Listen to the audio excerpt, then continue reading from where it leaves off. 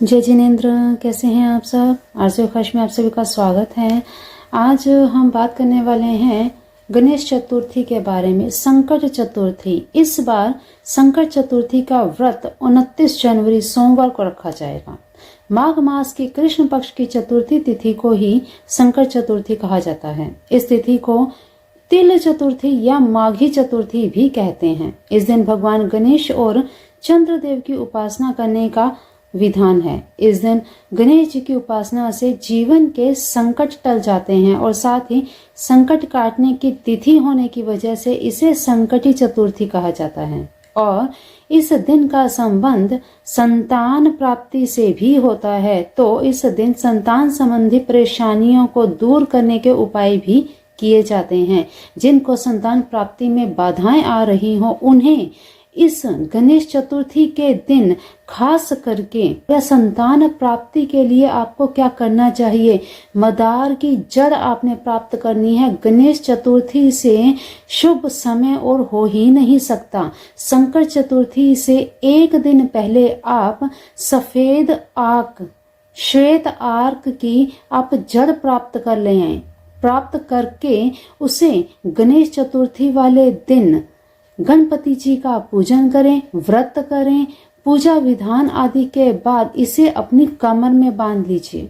अगर आपको नहीं जानकारी कि किस प्रकार से ये सारी क्रिया करनी है, वीडियो दी हुई है डिस्क्रिप्शन बॉक्स में, उस वीडियो को देखिए। और जो भी सारी विधि है, वैसे हर जड़ का उपयोग गुरु पुष्य नक्षत्र या रवि पुष्य नक्षत्र के लिए बताया जाता है। लेकिन संतान प्राप्ति के लिए आप उपाय कर रहे हैं, संतान प्राप्ति चाहते हैं, तो भाई ये उपाय इस गणेश चतुर्थी को सबसे उत्तम है।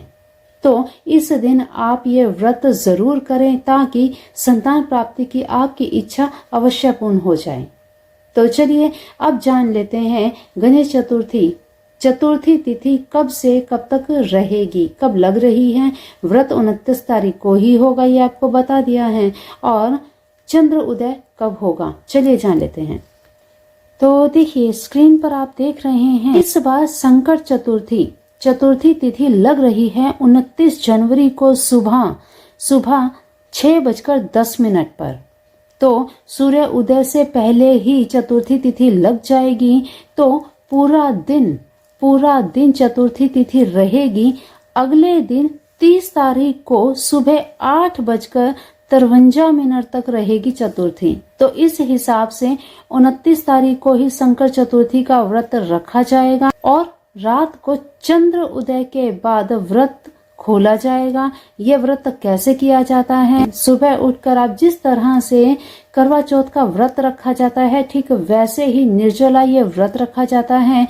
तो यहाँ पर पूरे दिन में नमक का सेवन नहीं होता। चंद्रमा की पूजा के बाद भोजन ग्रहण करते हैं, उसी में नमक का सेवन किया जाता है और नमक के साथ ही व्रत का पालन किया जाता है। चलिए बात कर लेते हैं गणेश जी का पूजन कैसे करना चाहिए। देखिए चंद्र उदय होने पर मिट्टी की गणेश मूर्ति बनाकर उसे पीढ़े पर स्थापित किया जाता है। गणेश जी के साथ उनके आयुध और वाहन भी होने चाहिए। मूर्ति में गणेश जी की स्थापना करके षोडशोपचार विधि से उनका पूजन किया जाता है। फिर मोदक और गुड़ में बने हुए तिल के लड्डू का नैवेद्य अर्पण किया जाता है। फिर इसके बाद तांबे के पात्र में लाल चंदन, कुश, दुर्वा, फूल, अक्षत, शमी पत्र, दही और जल एकत्रित करके चंद्रमा को अर्घ्य दिया जाता है। रात के समय ये कार्य किया जाता है। उस समय इस मंत्र द्वारा पूजन किया जाता है। स्क्रीन पर दिया है ये मंत्र। इस मंत्र का शुद्ध अर्थ हिंदी में क्या है। गगन रूपी समुद्र के माणिक्य चंद्रमा, दक्ष कन्या रोहिणी के प्रियतम, गणेश के प्रतिबिंब, आप मेरा दिया हुआ ये अर्घ्य स्वीकार करें। इस प्रकार गणेश जी को यह दिव्य और पाप नाशक अर्घ्य देकर यथाशक्ति उत्तम ब्राह्मणों को भोजन कराने के पश्चात स्वयं भी उनकी आज्ञा लेकर भोजन किया जाता है। इस प्रकार से कल्याणकारी संकट व्रत का पालन करके मनुष्य धन धान्य से संपन्न रहता है, वह कभी कष्ट में नहीं पड़ता। माघ शुक्ल चतुर्थी को परम उत्तम गौरी व्रत भी किया जाता है। उस दिन योगिनी गणों सहित गौरी जी की पूजा करनी चाहिए। इस विशेष व्रत के लिए सभी स्त्रियों को कुंद, पुष्प, रोली, लाल सूत्र, लाल फूल, महावर, धूप, दीप, बलि, गुड़, अदरक, दूध, खीर, नमक और पालक आदि से गौरी जी का पूजन करना चाहिए। अपनी सौभाग्य वृद्धि के लिए सौभाग्यवती स्त्रियों और उत्तम ब्राह्मणों की भी पूजा करनी चाहिए। इसके बाद बंधु बांधवों के साथ स्वयं भी भोजन करें। यह सौभाग्य और आरोग्य बढ़ाने वाला गौरी व्रत है। स्त्रियों और पुरुषों को प्रति वर्ष इसका पालन करना चाहिए। कुछ लोग इसे ढूंढी व्रत भी कहते हैं। किन्हीं के मत के अनुसार तो इसे कुंड व्रत भी कहा जाता है।